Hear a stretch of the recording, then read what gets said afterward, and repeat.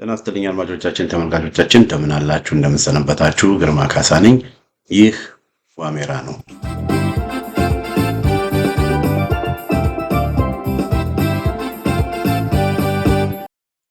በዛሬው የዋሜራ መርሃ ግብራችን ትኩረታችን ወልቃይት ላይ ይሆናል። የወልቃይት መስተዳደር ሊፈርስ እንደሚፈርስ የሚገልጽ መግለጫ ነው እንግዲህ እያየን ያለ ነው። ብዙዎቹ ጊዜ ከምርጫ ቦርድ ጋር በተገናኘ ምርጫ ቦርድ የፌዴራል መንግስት የሚደረግ ምርጫ በአምስት የአወዛጋቢ ቦታዎች እንዲደረግ ወስኗል። መወሰኑን የፌዴሬሽን ምክር ቤት የሚባለው ተቋም ያንን ወስኖ ምርጫ ቦርድም ያንን ተቀብሎ በዛ መሰረት የፌዴሬሽን ምክር ቤት ባስተላለፈው መግለጫ መሰረት መመሪያ መሰረት በእነዚህ በአምስቱ በወልቃይት በራያ በምናምን በአምስት ምርጫ ጣቢያዎች ምርጫዎች እንደሚደረጉ ከትግራይ ክልል ውጪ ከአማራ ክልልም ከትግራይ ክልል ውጪ ምርጫ እንደሚደረግ ለፓርላማ የተገዘመው። ከዛ ለክልል ምክር ቤት ግን ወልቃይት የትግራይ ክልል ይሁን የአማራ ክልል ይሁን ያ ስላልተወሰደ እሱ ላልተወሰነ ጊዜ በቃ እንዲራዘም ተደርጓል ማለት ነው። ስለዚህ ምርጫ የሚደረገው ለፌዴራል መንግስት ነው። የፌዴራል መንግስት ነው ምርጫ የሚደረገው እና በፊለብና የተመረጡት ሰዎች አዲስ አበባ ነው የሚሄዱት። ባህር ዳር የአማራ ክልል ምክር ቤት ውስጥ ወይም ደግሞ መቀሌ የትግራይ ክልል ምክር ቤት ውስጥ አይደለም የሚሄዱት ባህር ዳር አዲስ አበባ ነው።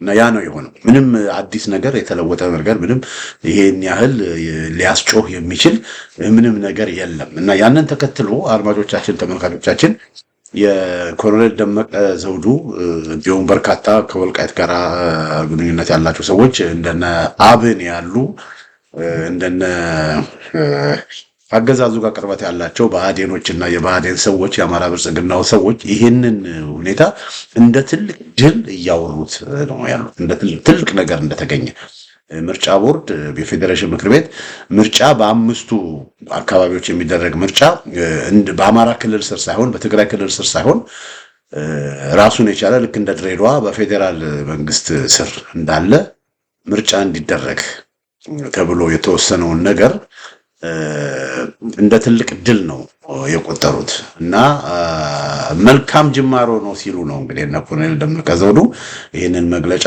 በአዎንታዊነት የተመለከቱት። መልካም ጅማሮ ነው፣ በደስታ ነው ብዙዎቹ ይህንን ነገር ያዩት። ግን ምን የተለወጠ ነገር እንዳለ ግን እኔ በእውነት ለመናገር ከሆነ ሊገባኝ አልቻለም።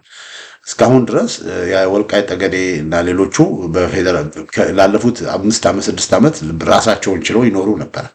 ለምንድን ነው እነሱ በፈለጉት መንገድ ወደ አማራ ወደ ጎንደር እንዳይጠቃለሉ የተደረገው? እኛ እኮ ጎንደሬ ነን የጎንደር አካል ነን ያሉት አይደል እንዴ? ታዲያ ያ ጥያቄያቸው እኮ እስካሁን እኮ አልተመለሰም። ይሄ የምርጫ ቦርድ ውሳኔ እኮ ያንን ጥያቄያቸውን እኮ አልመለሰም እኮ። ራያ የወሎ አካል ነን ነው የሚሉት፣ ጠለምት የጎንደር አካል ነን ነው የሚሉት። ግን እነዚህ ጥያቄዎቻቸው እስካሁን አልተመለሱም። የተመለሰው ጥያቄ ምንድነው? ለምርጫ ቦርድ ምርጫ ከዛ እንዲደረግ ውሳኔ ተላለፈ። ከዚህ ሁሉ ጊዜ በኋላ አድማጮቻችን፣ ተመልካቾቻችን እና አብይ አህመድ ስልጣን ከያዙ 8 ዓመት ሊሆነው ነው። አብይ አህመድ ወደ ስልጣን የመጣው በዋናነት በአማራ ክልል የጎንደር ጥያቄ በቀሰቀሰው እንቅስቃሴ ነው። እና የኦሮሞ ፕሮቴስት አይደለም እና አብይ አህመድን ወደ ስልጣን ያመጣው። የኦሮሞ ፕሮቴስትማ ከ3 ዓመት በላይ ተደርጎ ህወሓቶች የኦሮሞ ፕሮቴስትን ቄሮን ጨፍልቀዋቸው ነበር እና አብይ አህመድንም እነ ለማንም እስር ቤት ሊከቷቸው እኮ ነበር። ግን እነገዱ የሚመሩት የአማራ ሬዚስታንስ የአማራ ተቃውሞ የሚባለው ከወልቃይት ጋር በተገናኘ በተለይ ኮሎኔል ደመቀ ዘውዱ የጀመሩት ከወልቃይት ጋር በተገናኘ የተጀመረው አብዮት ነው። አማራ ክልል የተከሰተው አብዮት ነው። ኦሮሞ ክልል ካላለውም ትንሽ ኢምፕተስ ሰጥተው እና አብይ አህመድን ወደ ስልጣን የመጣው የወልቃይት ጥያቄ ነው። ግን ለ8 ዓመት እና አብይ አህመድ የወልቃይትን ጥያቄ ሳይመልሱ ነው የቀሩት።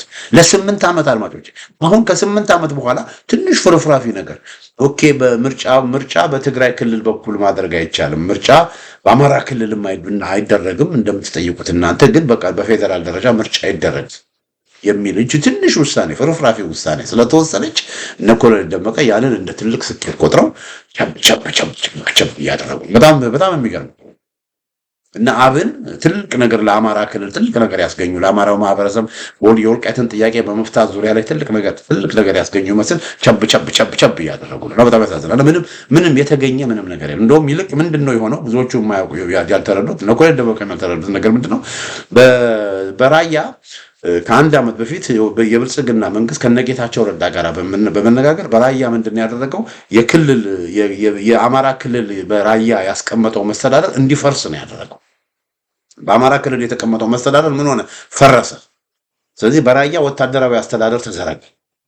በሰሜን ጎንደር በጠለምትም እንደዚሁ የአማራ ክልል የሰሜን ጎንደር ዞን ያስቀመጠው መስተዳደር ምን ሆነ? እንዲፈርስ ተደረገ። ከፈረሰ በኋላ ምንድነው ወታደራዊ አመራር ነው ዛሬ የተፈረቀው። የወልቃይትን ደግሞ በቅርቡ ጌታቸው ረዳ የወልቃይትን መስተዳደር አማራ ክልል የዘረጋው የወልቃይት መስተዳደር ምን ይሆናል አለ? ይፈርሳል አለ። አይፈርስም ብለው እና አሸተ ደምሌ አሉ። ግን በቃ ተነጋግረናል፣ የወልቃይት መስተዳደር ምን ይሆናል? ይፈርሳል። የአማራ ክልል የዘረጋው የወልቃይት መስተዳደር ምን ይሆናል? ይፈርሳል ተባለ። አሁን የምርጫ ቦርድ ውሳኔ ያንን ነው የሚያመላክተው። ለአማራ ክልል የምርጫ ቦርድ ውሳኔ ለአማራ ክልል መስተዳደር እውቅና አይሰጥም። በቃ የአማራ ክልል በወልቃይት ጉዳይ ላይ አያገባውም። የአማራ ክልል በራያ ጉዳይ ላይ በጠለምት ጉዳይ ላይ የአማራ ክልል አያገባውም። በቃ የአማራ ክልል ከነዚህ አካባቢዎች አያገባህም ተብሎ እንዲነጠል ነው የተደረገው። ስለዚህ የአማራ ክልል የዘረጋው ኢንስቲትዩሽን የአማራ ክልል የዘረጋው መዋቅር በሙሉ ምን ይሆናል ማለት ነው? ይፈርሳል። ስለዚህ ይሄ በፌዴሬሽን ምክር ቤት ተወሰነ የተባለው ምርጫ ቦርድ አጸደቀ የተባለው ውሳኔ የአማራ ክልል በወልቃይት የዘረጋውንም መስተዳደር ሲስተማቲክ በሆነ መንገድ የሚያፈርሰው። ሰው ይሄን አላወቀም። ሰው የምርጫው ነገር ላይ ነው ያተኮረው። በምርጫው ነገር ላይ ነው ሰው እየተንጫጫ ያለው።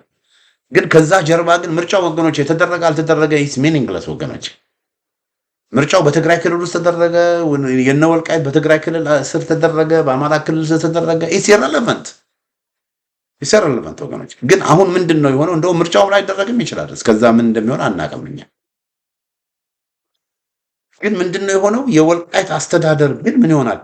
በቃ የአማራ ክልል የዘረጋው የወልቃይት አስተዳደር ይበተናል። ስለዚህ አሁን የወልቃይት አስተዳዳሪዎችን የሚሾመው ልክ አሁን እነ ጌታቸው ረዳን አብይ አህመድ በትግራይ እንደሾመው በወልቃይትም ያሉት የሚሾሙት በባህር ዳር በአማራ ክልል መስተዳደር ሳይሆን የሚሾሙት ቀጥታ በእነ አብይ አህመድ በእነ ሽመልስ አብዲሳ ነው የሚሾሙት። ስለዚህ ይሄ የኮሎኔል ደመቀ ዘውዱ እና አሸተ ደምሌ የእነ አብይ አህመድ የእነ ሽመልስ አብዲሳ አሽከርና አገልጋይ ለመሆን ካልወሰኑና ካልተስማሙ በእነሱ ቦታ ሌሎች ሰዎች ናቸው የሚሾሙት።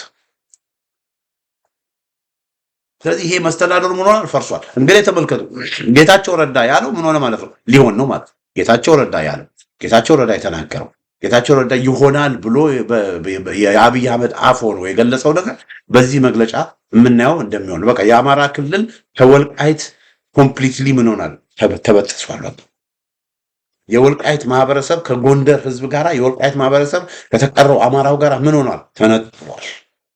ይሄ የምርጫ ቦርድ ይሄ አሁን የፌዴሬሽን ምክር ቤት የሚባለው ውሳኔ ኮምፕሊትሊ የነጠለ ነው። በቃ እነ ወልቃይትን እነ ራያን እነ ጠለምትን ከማን የነጠለ ነው?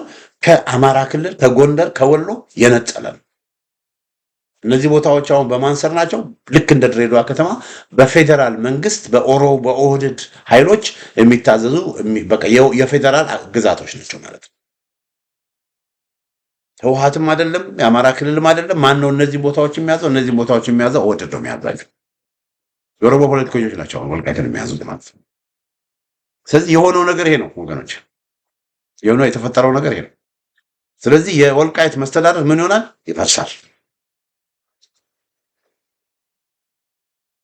ሌላው እነ ኮሎኔል ደመቀ እዚህ ጋራ ይሄንን ነገር በሚሉበት ጊዜ እንዳልኩት ለ8 ዓመት ሙሉ ምንም ነገር እንዳላገኙ ምንም ነገር እንዳልሆኑ እና አሁን እቺን በስንት መከራ እቺን በማግኘታቸው ደስተኛ መሆናቸው ምን ያህል የአብይ አህመድ እና የኦሮሞ ብልጽግናዎች በእነ ኮሎኔል ደመቀ ሳይኮሎጂ እየተጫወቱ እንደሆነ በዚህ ማየት እንችላለን። እና በቃ በዚህ ግሪት እየተጫወቱባቸው ነው። አሁን ይሄ ውሳኔ ተወስኖ ነገ ደግሞ ወደ ትግራይ ክልል መሆን አለበት፣ በቃ የክልል ምርጫ በትግራይ ክልል በኩል መደረግ አለበት ብሎ ሊወስን ይችላል። ያንን የሚከለክል የህግ ገዢ የሆነ የህግ ነገር የላቸውም። አሁንም ወልቃይት የጎንደር አካል እንደሆነች ወልቃይት የትግራይ አካል እንዳልሆነች የሚያስቀምጥ አንሳሪ የሆነ ህግ የለም። አሁንም የወልቃይት ነገር በእንጥልጥል ነው ያለው። አንድ እርምጃ ወደፊት መልካም ጅማሮ ነው ይላሉ። ይሄ ምንም መልካም ጅማሮም አይደለም፣ ምንም አይደለም። ይሄ እንደውም የወልቃይት መስተዳደር በኦህዴድ መስተዳደር ውስጥ እንዲሆን እንደውም ሌላ አዲስ መስተዳደር መጥቶ በትግራይ ተፈናቃይ ስም በሚሊዮኖች የሚቆጠሩ ወደ ትግራይ እንዲገቡ የሚያደርግ ነው። ወደ ወልቃይት እንዲገቡ የሚያደርግ ነው። ልክ ኦሮሞ ክልልን በዲሞግራፊ አዲስ አበባን ዲሞግራፊ ለመቀየር እንደሚሞከረው አሁንም ከነጌታቸው ረዳ ጋር ውስጡን በመነጋገር ወደ እንትን እንዲሆን እየተደረገ ነው። እና ይሄ ነው ይሆን ያለው። ይሄንን እነ ኮሎኔል ደመቀ ያወቁ አይመስለኝም ወገኖች። ይሄ እንግዲህ በዚህ ሳይድ ነው። በሌላው ሳይድ በጣም የሚገርመው ነገር የትግራይ ፖለቲከኞች እዚህ ጋር ትንሳኤ እንደርታ ምናምን ስብአ እንደርታ ፓርቲ የሚባል አለ እንግዲህ እና ትንሳኤ ስብአ እንደርታ ፓርቲ የሚባል አለ እና ይሄ ፓርቲ አንዱ ትግራይ ውስጥ ካሉ ፓርቲዎች መካከል አንዱ ነው። አድማጮቻችን፣ ተመልካቾቻችን እና ይሄ ፓርቲ መግለጫ አውጥቷል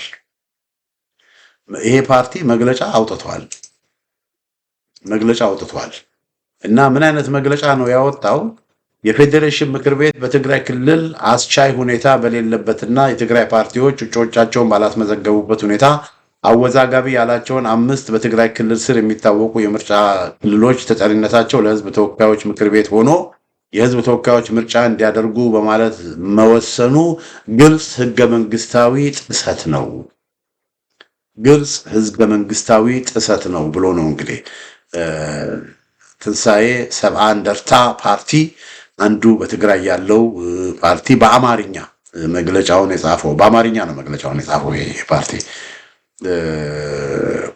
ሌላው ትግራይ ውስጥ ያለ በጣም ጽንፈኛ ፓርቲ ከህወሓት በምንም የማይሻል ሌላ አንዱ ጽንፈኛ ፓርቲ ባይቶና የሚባለው ፓርቲ ነው እና ይሄ ባይቶና የሚባለው ፓርቲ ባወጣው መግለጫ አድማጮቻችን፣ ተመልካቾቻችን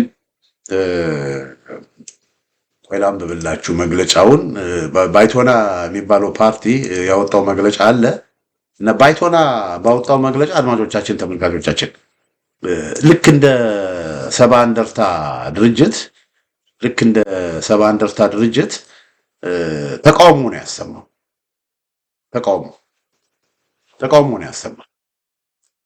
እና ምንድን ነው የሚለው? በወረራ የተያዙ የትግራይ ግዛቶች ይላል። በወረራ እንግዲህ የተያዙ እነ 5ቱን አወዛጋቢ ወልቃይት፣ ራያ፣ ጠለምት ምናምንን በወረራ የተያዙ ይላል። ከዛ ወረድ ብሎ ህገ መንግስታዊ ማዕቀፍ የሚጻረርና በአንድ ወገን የሚደረግ የአስተዳደር ለውጥ በመሆኑ እሱም ተቀባይነት የለውም ብሎ ባይቶናም እንደዚሁ ይህንን መግለጫ ምን አድርጓል? ይህንን መግለጫ አውግዟል።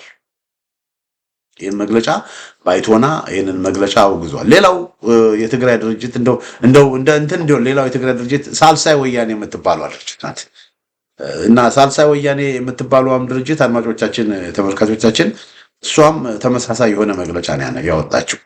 እሷም ምንድነው የምትለው? የኢትዮጵያን ህገ መንግስትና የፕሪቶሪያውን የሰላም ስምምነት በግልጽ የሚጥስ የትግራይ ህልውና አደጋ ላይ የሚጥል እና ወረራን የሚያበረታታ መሆኑን በመገንዘብ በጽኑ ይኮንነዋል ይላል ድርጊቱን።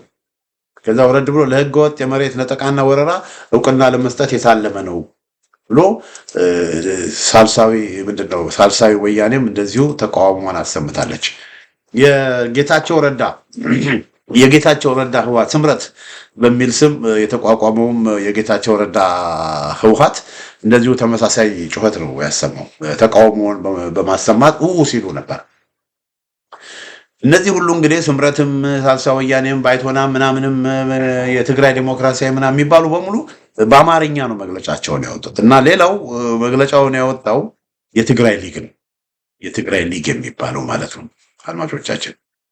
እና ይሄ የትግራይ ሊግ የሚባለው ድርጅት መግለጫ አውጥቷል። ይሄ የትግራይ ሊግ የሚባለው ድርጅት ያወጣው መግለጫ ይሄን ይመስላል። ቆይ ላንብብልህ። እና ይሄ ሊግ በትግርኛ ነው። ያው ወያኔዎቹ በአማርኛ መጻፍ አቁመዋል። በአማርኛ በቃ የኢትዮጵያ አካል እንደሆኑ ወደ አለማመን በቃ እኛ የኢትዮጵያ አካል አይደለንም የሚል አቋም ስለያዙ መግለጫዎቻቸውን በአማርኛ መጻፍ አቁመዋል። ወይ በእንግሊዝኛ ነው የሚጽፉት ወይንም ደግሞ በትግርኛ ነው የሚጽፉት። ይህንንም የሚያደርጉበት ምክንያት ለምንድን ነው? በቃ የኢትዮጵያ ኦፊሻል ላንጉዌጅን ሪኮግናይዝ ማድረግ ስላልፈለጉ ነው።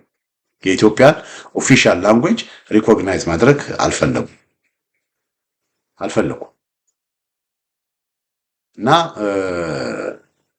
በትግርኛ ነው የሚጽፉት። በቃ ለመገንጠል ፍላጎት እንዳላቸው በዚህ እናያለን። በቃ የመገንጠል አጀንዳ ነው ያላቸው እና ይሄ የትግራይ ሊግ ምንድን ነው የሚለው? ያው ትግርኛውን አክሰንቱ ላይ ችግር አለ። ምንድነው? ህገ መንግስቲ ስርዓተ በመፈርስን ንውል ሰላም ፕሪቶሪያ በመጥፋስን ንመሬትን ሉዓላዊነትን ትግራይን ንመድፈር ዝምብሮ ዘሎ ፈተናታትን ተግባራትን ናይቲ ተንኳሳይ ባህሪ ወር መመርአይ እዩ ይላል። እንግዲህ ህገ መንግስትን በማፍረስ የሰላምን ፕሪቶሪያ ስምምነት በመጣስ የትግራይን ሉዓላዊነት ንመሬትን ሉዓላዊነትን ትግራይ ይላል ንመድፈር በመድፈር እና ደግሞ እና በቃ እና ይሄ ተንኳሽ ድርጊት ነው ብሎ ነው እንግዲህ የትግራይ ሊግ የተባለው የትግራይ ወጣቶች ሊግ የተባለው በትግርኛ ድርጊቱን ያወገዘው። ከዛ ምን ይላል ወለታች ብሎ እዚህ ድማ ይላል ዳግማይ ከባድ ህልቂት ዝፈጥር ኃላፍኖት ዝገድሎ ተግባሪው ትልቅ ህልቂት የሚፈጥር ተግባር ነው።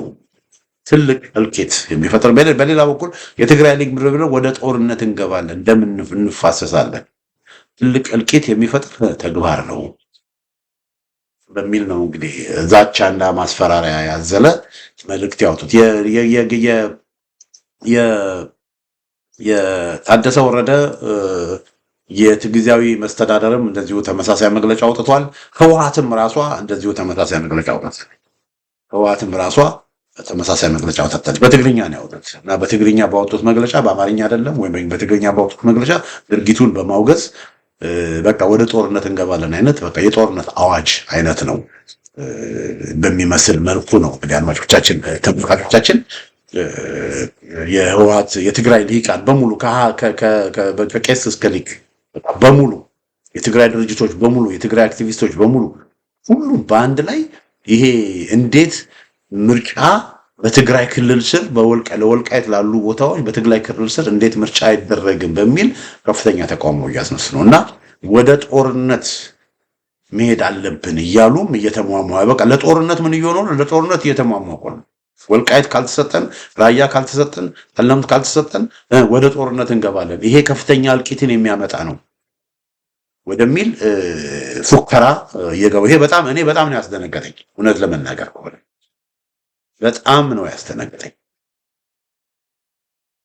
የትግራይ ልሂቃንና የትግራይ ሰዎች እንደዚህ አይነት አመለካከት አሁንም በመያዝ እየተንቀሳቀሱ መሆናቸው በጣም በጣም በጣም ያዘንኩት። ለትግራይ ህዝብ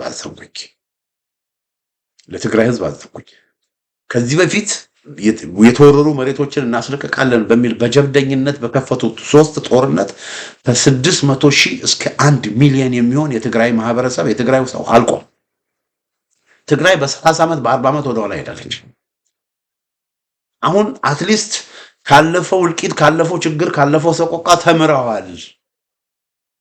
አትሊስት ነገሮችን ማገናዘብ ይችላሉ ብዬ ብዙ ነገር በማሰላሰልበት ጊዜ አሁንም ራዲካል እና ግትር አቋም መያዛቸው እጅግ በጣም አድማጮቻችን ተመልካቾቻችን በጣም የሚያሳዝን እና በዚህ ጉዳይ ላይ አሉላ ሰለሞን የሚባለው ያው የዲያስፖራ ያው ብዙዎቹ ራዲካል ናቸው፣ ግን አሉላ ሰለሞን የጻፈውን ትላንትና ዛሬ የጻፈውን ላብራችሁ እና አሉላ ምንድነው የሚለው? ብልጽግና ትላንትና ምን ብሎ ጽፏል? ብልጽግና በምርጫ ቦርድ ስም በሰጠው መግለጫ ተፈናቃዮች ወደ ቤት ንብረታቸው ለመመለስ በራሱ በብልጽግና በኃይል በወረራ በመቆጣጠር በምዕራብ ትግራይ የመሰረተው ህገወጥ አስተዳደር ለማፍረስ ታጣቂዎችን ለመበተንና ምዕራብ ትግራይን በሰላም ወደ ትግራይ ክልል ለማስረከብ ፍጹም ፍላጎት እንደሌለው አሳይቷል ብሎ ነው የጻፈው። እና እስካሁን የሚጠብቁት የነበረው እንግዲህ ምንድነው እነሱ ወገኖቼ ህወሓቶች እኔ በስልጣን ቢከፋፈሉም በሐሳብ ተከፋፈሉ ብለን መቀበል የለብንም። አንድ ናቸው። እነ ጌታቸው ረዳ፣ እነ ጻድቃን፣ እነ አሉላ ከአማራው ጋር ፍቅርን መስረት ከዚህ ምናምን እናድርግ በሚል በሰላምና በፍቅር አብይ አህመድ በውይይት የፕሪቶሪያ ስምምነት ይከበር ህገ መንግስቱ ይከበር በሚል በዘዴና በምናምን በቃ ልክ እንደ እስስት እንደ እባብ ሾልኮ በመግባት እንደ እስስት በሰላም በውይይት በምናምን በሚል ይሄ እነዚህን አካባቢዎች ወደ ትግራይ ለመጠቅለል ነው ሲሰሩ የነበሩት። በሌላ በኩል ደግሞ እነ ደብረ ጽዮን ደግሞ በማስፈራራት ስለዚህ ሁለት ስትራቴጂ ነበር የሚጠቀሙት የትግራይ ልሂቃን። በነ ደብረ ጽዮን በኩል በማስፈራራት በነ ጌታቸው ረዳ ደግሞ በኩል በማባበል። ለዚህ ነው አሉላ ተስፋ አድርጎ የነበረው እና አብይ አህመድ የትግራይ ተፈናቃዮች ያሏቸውን የወልቃይት ተፈናቃዮች ያሏቸውን ግን የወልቃይት ነዋሪ ያልሆኑትን ሙሉ ሳይቀር በብዙ ሺህ የሚቆጠር እዛ ቅርብ ወደ ወልቃይት አስፈረው ዴሞግራፊውን ለመቀየር እዛ ያለውን የነ ኮሎኔል ደመቀን አስተዳደር ፈርሶ በቃ ወልቃይት እና ራያ ልክ ወልቃይትና ጠለምት ልክ ራያ ለራያ እንደሆነው ራያ ወደ ህወሓት አልገባም። ልክ የራያ ሞዴል ለጠለምትና ለወልቃይት ይደረጋል ብሎ ሲጠብቁ ነበር፣ ተስፋ ሲያደርጉ ነበር። እና ያ ተስፋ እውን እንዳልሆነ አሁን ገባናል። እና ምን ያህል በቃ አሁንም እነዚህ ሰዎች ከአማራው ጋር መስራት አለብን፣ ከፋኖ ጋር መስራት አለብን፣ ከሌላው ጋር መስራት አለብን ብለው ላይላዩን ጥሩ ነገር ሲያወሩ የነበሩ ሰዎች ውስጣቸው ግን አብይ አህመድ አብቹ መቼ ይሆን ወልቃይትን የምትሰጠን መቼ ይሆን እንደምታደርገን እያሉ ሲጠብቁና ሲጓጉ የነበሩ እንደሆነ ከዚህ ማየት እንችላለን። ስለዚህ የህወሓት አንጃዎች እነ ጌታቸውም እነ ደብረጽዮንም ተመሳሳይ አጀንዳ ይዘው በተለያየ መንገድ እየሰሩ እንደነበረ ከዚህ መረዳት እንችላለን። እና አሉላ ያ ባለመሆኑ ማዘኑንና መናደዱን ነው የሚናገረው። ከዛ ዛሬ ደግሞ ምን ይላል? ብልጽግና ጦርነትን ማስቀረት ፈጽሞ አይፈልግም ብሎ ይላል። ያ ማለት ምንድን ነው? እንዋጋለን ማለት ነው። ብልጽግና በይሄ ውሳኔ በመወሰኑ ምርጫ በወልቃይት እና በራያ በጠለምት ምርጫ እንደ ትግራይ ክልል በኩል ሳይሆን በትግራይ ክልል ምርጫ ምናምን ቢሮ ሳይሆን በአማራ ክልል ሳይሆን በራሳቸው በፌዴራል መንግስት እውቅና ምርጫ ይደረግ ብሎ በመባሉ ያንን ምን ወሰደው? ብልጽግና ጦርነትን ማስቀረት ፈጽሞ አይፈልግም። ያ ሁሉ ነገሮች በሰላም ነው መፈታት ያለበት፣ ትግራይ ጦርነት መኖር የለበትም ሲል የነበረ ሰውዬ አሁን ግን ጦርነትን ማስቀረት ፈጽሞ አይፈልግም ብሎ ስለ ጦርነት ማውራት ጀምሯል። እንዋጋለን፣ ወደ ጦርነት እንገባለን እያሉ የትግራይ ልሂቃን። ከዛ ምን ይላል? ደግነቱ ጦርነትን ማሸነፍ ደግሞ አይችልም ይላል ብልጽግና። ከዛ ምን ይላል? ትግራይና አማራ በቀጣይነት ያጋጭልኛል ብሎ የመዘዘው ካርድ ትግራይንና አማራን በቀጣይነት ያጋጭልኛል ብሎ የመዘዘው ካርድ ተመልሶ እንደ መፍትሄ ብሎ ራሱ ብልጽግና በኃይል ተቆጣጥሮ በወረራ ማስተዳደርን ነው። ትግራይና አማራን በቀጣይነት ያጋጭልኛል ብሎ የመዘዘው ካርድ ራሱ ብልጽግና በኃይል አማራ የማያስተዳድረውም ትግሬ የማያስተዳድረውም የኦህዴዶች እንዲያስተዳድሩት ነው እንግዲህ እንደ መፍትሄ አድርጎ ያቀረበው ይላል። እውነታውን መሬቱን ራሱ ብልጽግና በኃይል ተቆጣጥሮ በወረራ እያስተዳደረ ትርክቱን ግን የትግራይና የአማራ ጸብ አድርጎ ያቀርበዋል።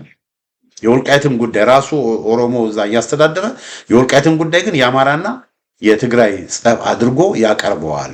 የትግራይና የአማራ ህዝብ ይህንን ሴራ አውቆ ወደ ግጭትና ደም መፋሰስ መግባት የለበትም ሲል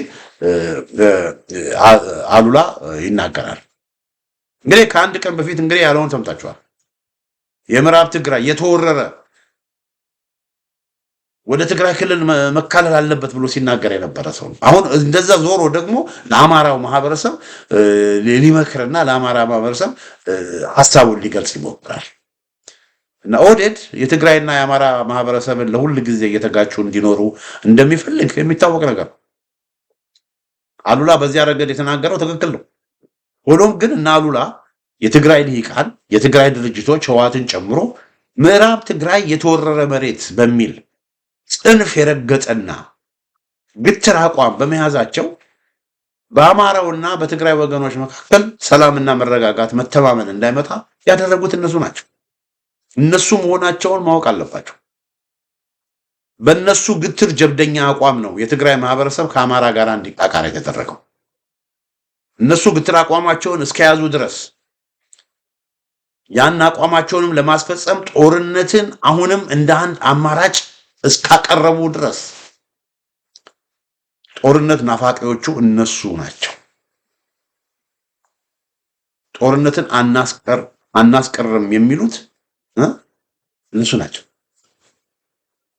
ለወደዶችም ለነ አብይ አህመድም ለብልጽግናዎችም ፍላጎት ማስፈጸሚያ የሆኑት እነሱ ናቸው።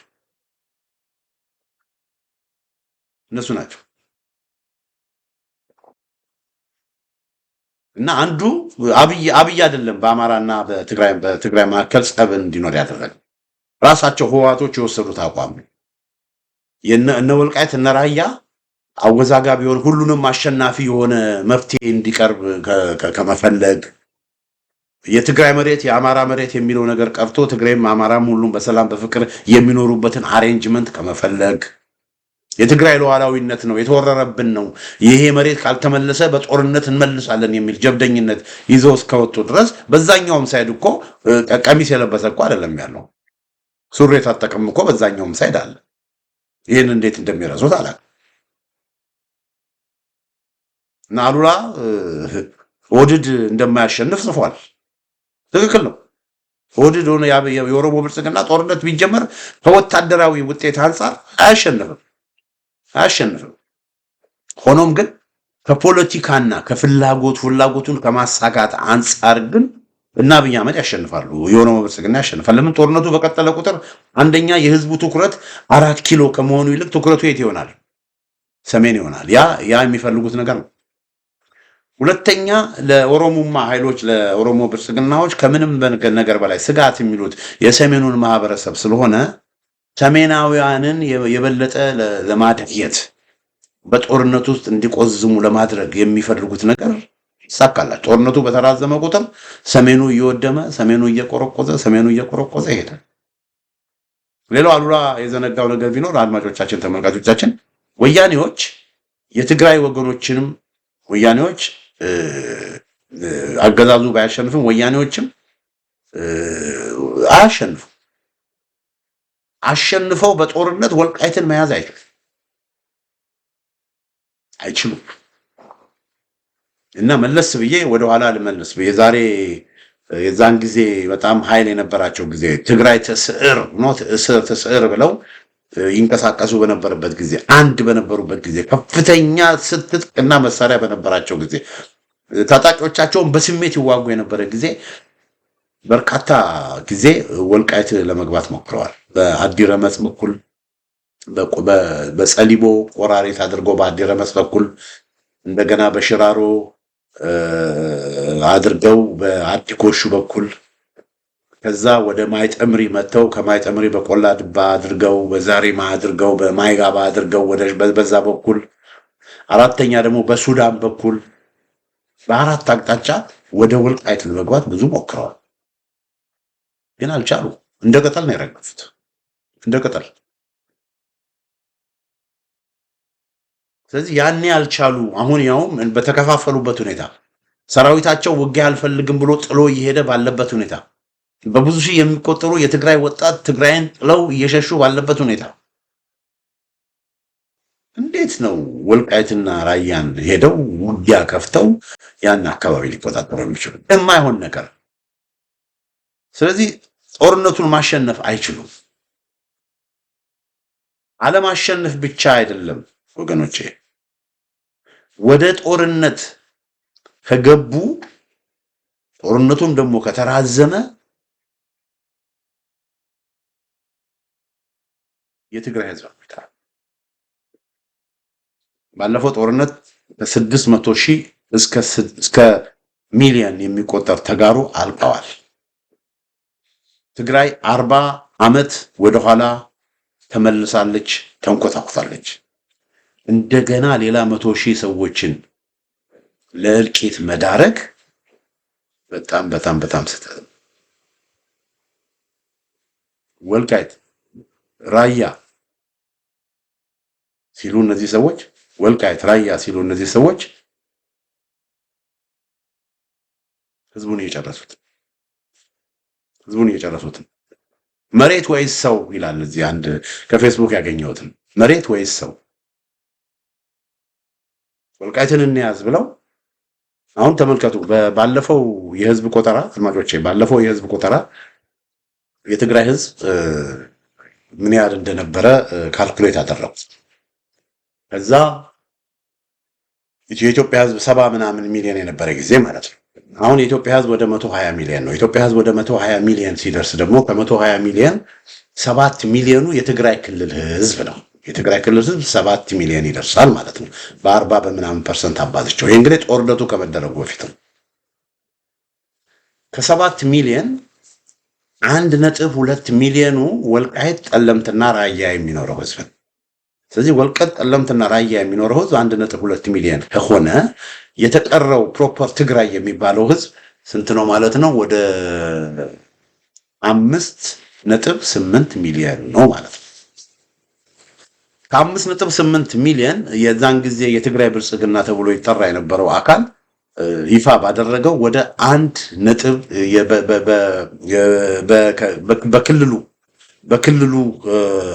ከክልሉ ውጪ የሚኖረው የትግራይ ማህበረሰብ ቁጥር አለ በምርጫው ጊዜ።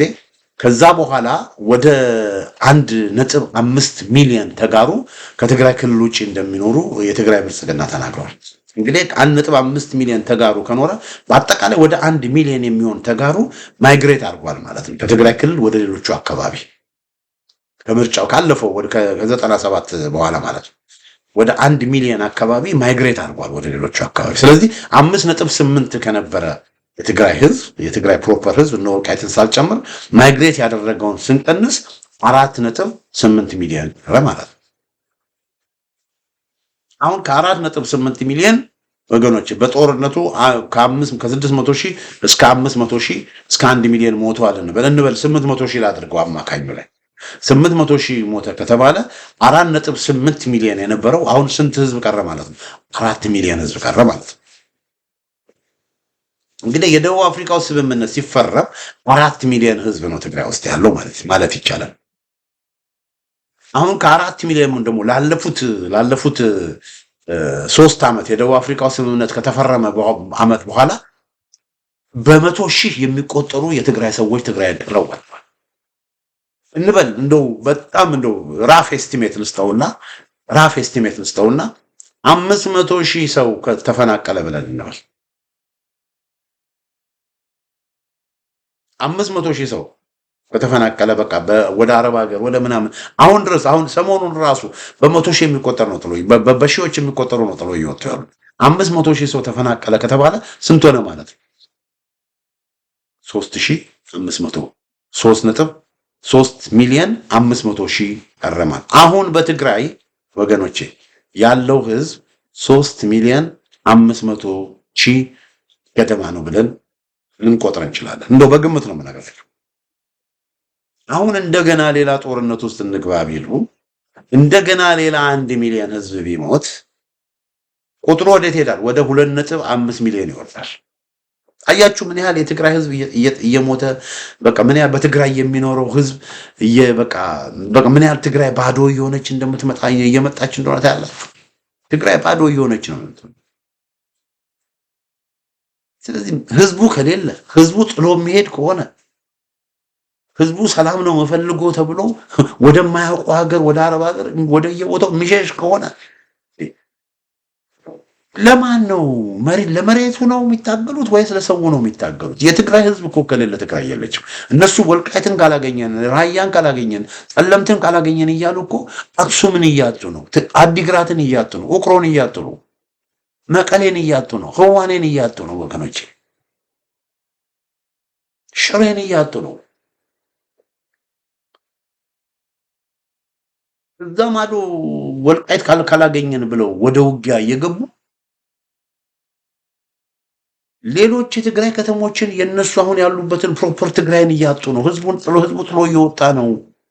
ህዝብ ከሌለ ደግሞ ትግራይ የለም። ትግራይ እኮ ማለት እኮ ህዝብ ትግራይ ማለት እኮ የትግራይ ህዝብ ማለት ነው። እንጂ መሬት እኮ አይደል። እና መሬት ወይስ ህዝብ? እና እነዚህ የህወሓት ሰዎች አሁንም በተለይ የሚያዝማዝ ነው ከሀ እስከ ፐ ሁሉም የትግራይ ልሂቅ ተመሳሳይ ነገር መናገራቸው በቃ ሁሉም የትግራይ ልሂቅ ያለውን ሜዳ ላይ ያለውን ነባራዊ ሁኔታ መረዳት አለመቻላቸው በጣም ያሳዝናል። ይሄ ወደ ጦርነት የሚገቡ ከሆነ የበለጠ ትግራይን ነው የሚያጠፉት። እኛ በሰላም እንወዳለን፣ ነገር ግን የትግራይ ህልውና በህልውናችን ከመጣን ግን ለህልውናችን ስንል እንዋጋለን። አይደለም ወደ ውጊያ ከገባችሁ ነው ህልውናችሁ ችግር ውስጥ የሚወድቀው። ለምን ጦርነቱ ውስጥ በገባችሁ ቁጥር ህዝባችሁን ነው የምትጨርሱት። ህዝባችሁን ነው የምትጨርሱት። እና ይሄ ነገር በጣም በጣም አሳሳቢ ነው አድማጮቼ። እና አብይ አህመድ ግን ቁጭ ብሎ 4 ኪሎ በቃ ጥቤ ጥቤ እየተጫወተ ነው። በትግራይ ወገኖች ጥቤ ጥቤ እየተጫወተ ነው። የትግራይ ወገኖች ምንም ሌቨሬጅ የላችሁም። የምትፈልጉትን ነገር እውን ለማድረግ አቅም የላችሁም። ዲፕሎማቲክ አቅም የላችሁም። ኢኮኖሚክ አቅም የላችሁም። ወታደራዊ አቅም የላችሁም። የህዝብ ድጋፍም የላችሁም። የትግራይ ህዝብ ስለ ወልቃይት ግድ አይሰጠውም። እናንተ ኤሊቶች ናችሁ። ወልቃይት የተወረረ መሬት ምናምን አቅም የላችሁም። ለትግራይ ህዝብ የሚበጀው ከአማራው ማህበረሰብ ጋር መስማማት ነው። ከአማራው ማህበረሰብ ጋር ደግሞ እናንተ አብይ አህመድን አምናችሁ አብይ አህመድ የምንፈልገውን ነገር ይሰጠናል ብላችሁ ከአብይ አህመድና ከኦሮሞ ብልጽግናዎች ጋር ዳንኪራ ስትመቱ እስክስታ ስትወርዱ ነበር። አማራውን እንደ ጠላት አድርጋችሁ ቆጥራችሁ የብሔር ብሔረሰብ ፖለቲካን የሚያራምዱት ኦሮሞዎች ናቸው፣ ለኛ ለተጋሩ የኦሮሞ ፖለቲከኞች ናቸው፣ የኦሮሞ ፖለቲከኞች ነው የሚቀርቡ ብላችሁ እና አብይን ተማምናችሁ ነበር። እና አብይ ደግሞ ይኸው እንደ ጥቢ ጥቢ እየተጫወቱባችሁ። እና አብይ አያዋጣችሁም፣ የኦሮሞ ብልጽግና አያዋጣችሁም። የሚያዋጣችሁ ከአማራው ጋር ሰላምን መስርቱ፣ ከአማራው ጋር ፍቅርን አምጡ፣ ከአማራው ጋር እጅና ጓንት ሁኑ ብለን ተናገርን እኛ። የትግሬ መሬት የአማራ መሬት የሚል ነገር ይቅር፣ በቃ ሁሉም ኢትዮጵያ የትግሬ መሬት ነው፣ ሁሉም ኢትዮጵያ የአማራ መሬት ነው ወደሚል የሰለጠነ ፖለቲካ ነው። ድንቁርናችሁን ወደዛ ጥላችሁ ሂዱ አልን። የተጋሩ ወልቃይት መጥተው ይኖሩ። ተፈናቃይ ብቻ አይደለም፣ ወልቃይት ኖሮ የማያውቅም ወልቃይት መኖር ከፈለገ ወልቃይት የመኖር መብቱ ነው። ጎንደር የመኖር መብቱ ነው። ጅጅጋ የመኖር መብቱ ነው። ያንን መብት አረጋግጡ። ዩኒቨርሳል የሆነውን መብት አረጋግጡ። ባባት ሆኑ። ይሄ የቪየትናም የሚመስለውን ነጭና ቀይና ቢጫ አርማችሁን እዛ ጣሉ። የአፄ ዮሐንስን መንፈስ ተላበሱ። ኢትዮጵያዊነትን ይዛችሁ በኢትዮጵያዊነት ማዕቀፍ የትግራይን ማህበረሰብ ለማሳደግ ስሩ ብለን ሞከርን። ፍቅር ይሻላል፣ ኢትዮጵያዊነት ይሻላል፣ አንድነት ይሻላል። እናንተ ግን ቢጫና አረንጓዴውን እየያዛችሁ ተጋሩ የትግራይ ብሔረተኝነት ትግራይ ትግራይ ትግራይ ትላላችሁ። የት ደረሳችሁ? የትግራይ ብሔረተኝነት ምን አመጣላችሁ? ከስቃይና ከመከራ በስተቀር የትግራይ ብሔረተኝነት የህወሓት ፖለቲካ ምን አመጣላችሁ? ከድህነትና ከእልቂት በስተቀር ከአጎራባች አገሮቻችሁ ጋር ጦርነቱ ውስጥ ከመዘፈቅ በስተቀር ምን ያመጣላችሁ ነገር አለ? እና ይሄንን ጭንቅላት ያላቸው የተማሩ እንዴት ማገናዘብ እንደሚያቀናቸው አለ። ለምን የትግራይም የአማራንም ማህበረሰብ ፍላጎት እኩል ያሟላ በዜግነት ላይ የተመሰረተ ፖለቲካ ለምን እንደማያራምዱ አላውቅም። እንዴ ወገኖቼ፣ የትግራይ እኮ ችግር የሚፈታው እኮ አንደኛ ትግራይ ውስጥ እኮ የደረሰው ጉዳት ቀላል እኮ አይደለም። ያን ጉዳት እንዲሽር ሰላም መምጣት አለበት። የትግራይ ማህበረሰብ አሁን የወደቀበት በ10,000 40,000 ምናምን እኮ ናቸው ወገኖቼ፣ ካለስንኩል የሆኑ እጅ የሌላቸው እግር የሌላቸው ወገኖች። እነሱን እኮ ማቋቋም ያስፈልጋል። እነሱን ለማቋቋም አስተማማኝ ሰላም መምጣት አለበት። አስተማማኝ ሰላም መምጣት አለበት። ወደ ትግራይ የሚያስገቡ በሮች በሙሉ መከፈት አለባቸው። ሰው ወደ ትግራይ እንደ ልብ እንዲገባ ከትግራይ እንደ ልብ እንዲወጣ ሁኔታዎች በቃ ሰላም መስፈን አለበት። የጦርነት ውጥረት መቀነስ አለበት። ያ እንዲሆን ደግሞ ከጎንደር ከወሎ ከአማራው ማህበረሰብ ጋር ጄንዊን የሆነ ውይይት ያስፈልጋል። ትግራይ የትግራይ ሉዓላዊነት የተወረረብን መሬት የሚሏትን ነገር ማቆም አለባቸው። የተሸነፈ ፖለቲካ የተወሰደብንን የትግራይ ሉዓላዊነት የሚለው ፖለቲካቸው የተሸነፈ ፖለቲካ ነው። they have to admit ወልቃይት አሁን ራያን አብይ አህመድ በጉልበት ሰጥቷቸዋል። የኦሮሞ ብልጽግና ሰተት ብላችሁ ግቡ ብሎ ራያ ገብተዋል። ራያውን ወያኔዎች ይላሉ ባላማጣ ምናምን ሰልፍ ያደርጋሉ። አንዳንድ የሰልፉ ላይም ራሱ የሱዳን ባንዲራ ሁሉ ይዘው አያቸዋለሁ። እኔ ሱዳን ልታድናችሁ ነው? ሱዳን ነው የሚሻላችሁ ለእናንተ ወይስ ለዘመናት አብሯችሁ የተዋለደ የተጋባ አብሯችሁ የኖረ የአማራው ማህበረሰብ ነው የሚሻላችሁ? ሱዳን ትቀርባችኋለች ለእናንተ? የኢትዮጵያን ሰንደቅ ቁምሳጥን ውስጥ ከታችሁ የሱዳንን ሰንደቅ በአላማጣና በየትግራይ ከተሞች ስታውለበልቡ አታፍሩም?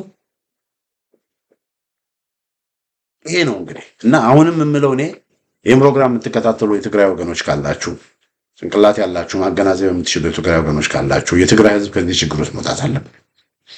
የትግራይ ህዝብ ጦርነት አያስፈልገው። የትግራይ ህዝብ የሚያስፈልገው ሰላም ነው። የተፈናቀሉ ወደ ቀያቸው መመለስ አለባቸው። የተፈናቀሉም እንዲመለሱ፣ ኢንቨስትመንት እንዲኖር፣ ንግድ እንዲኖር፣ የሥራ ዕድሎች እንደገና እንዲፈጠሩ፣ ኢኮኖሚክ አክቲቪቲ በትግራይ እንዲኖር ቀጠናው ሰላም መሆን አለበት። ቀጠናው ሰላም እንዲሆን ደግሞ ቀጠናው ሰላም እንዲሆን የማይፈልገውን የብልጽግና አገዛዝ ማስወገድ ያስፈልጋል። ከፋኖ ጋር መተባበር ያስፈልጋል። ከአማራ ኃይሎች ጋር መተባበር ያስፈልጋል። ከአማራ ኃይሎች ጋር ለመተባበር ከአማራ ኃይሎች ጋር ደግሞ አብሮ ለመስራት ይሄ ጭፍን የተወረረ የትግራይ መሬት የሚለውን ፖለቲካቸውን ማስወገድ አለባቸው።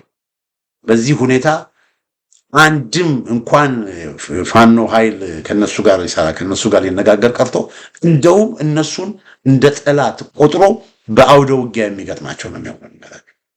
ፋኖ ከብልጽግና ጋር እየተዋጋ ነው። ያ ማለት እነሱ ወልቃይት ሲገቡ ዝም ብሎ ያል ማለት አይደለም። አይሳሳቱ።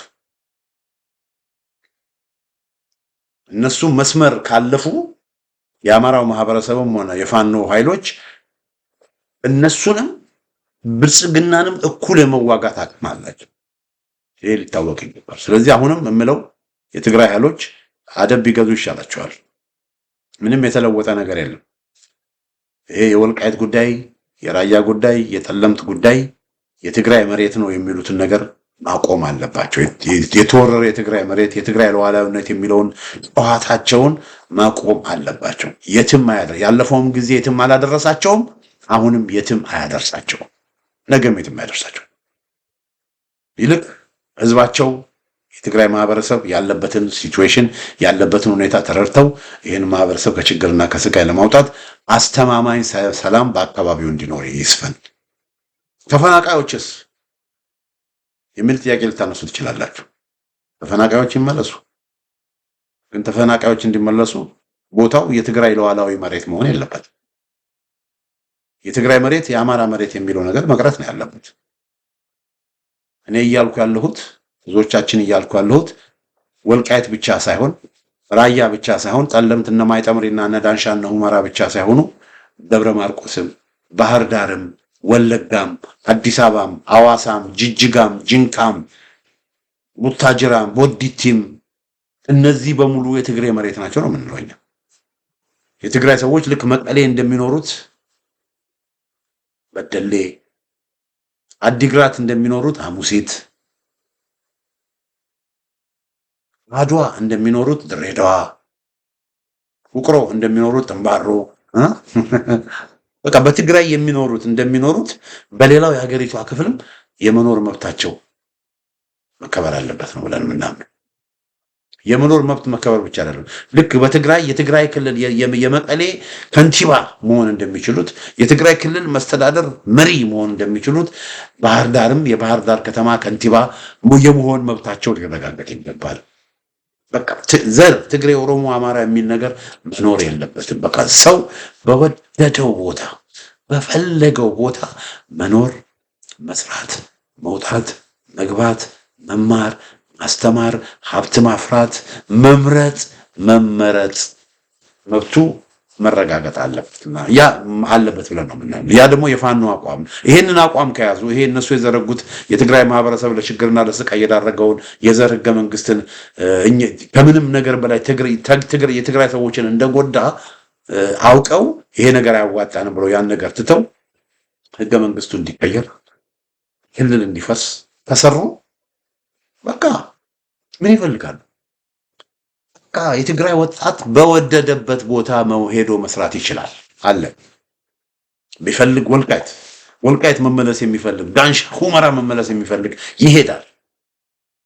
ሌሎች ቦታዎችን መሄድ የሚፈልግ ይሄዳል። በቃ ሰው በወደደው በፈለገው ቦታ ሄዶ ይኖር። ያ አይሻልም ወይ ለትግራይ? ይሄ ፖለቲካ አይሻልም ወይ ለትግራይ ህዝብ? ይሁን ያሉት ግን የትግራይ ልሂቃን ግን ጠባቦች ናቸው። እኔ ለምን እንዲህ አይነት ችግር እንዳለባቸው ልንገራቸው። እንደዚህ የሚያስቡት ሰዎቹ ታላቋ ትግራይን ለመገንባት ስለሚያስቡ ነው። በቃ ወልቃይትን ሲይዙ ወልቃይት የትግራይ የብሬድ ባስኬት ኦፍ ትግራይ ነው የሚባለው። ወልቃይትን ከያዙ በኋላ ከሱዳን ጋር ሪሌሽንሺፕ ጀምረው ታላቋ ትግራይን ለመመስረት ወርቅ አለን፣ ወርቃችንን እየሸጥን ታላቋ ትግራይን ለመመስረት የሚል ባዶ ቅዠት ስላለባቸው ነው። የታመመ ቅዠት፣ እንደዚህ አይነት አስተሳሰብ ስላላቸው ኤኒዌይ እና በጣም ያሳዝናል። እንግዲህ አድማጮቼ ለዛሬ ያዘጋጀውላችሁ ዝግጅት እንግዲህ ይህን ይመስላል። ኦህዴድ እንደ ጢቢ የሚጫወትባቸው ሰሜናውያን በሚል የወልቃይት መስተዳደርም ደግሞ ይፈርሳል በሚል ያዘጋጀው ዝግጅት ይህን ይመስላል። በሌላ ጊዜ በተመሳሳይ ፕሮግራም እስከምንገናኝ ደህና ሁኑ።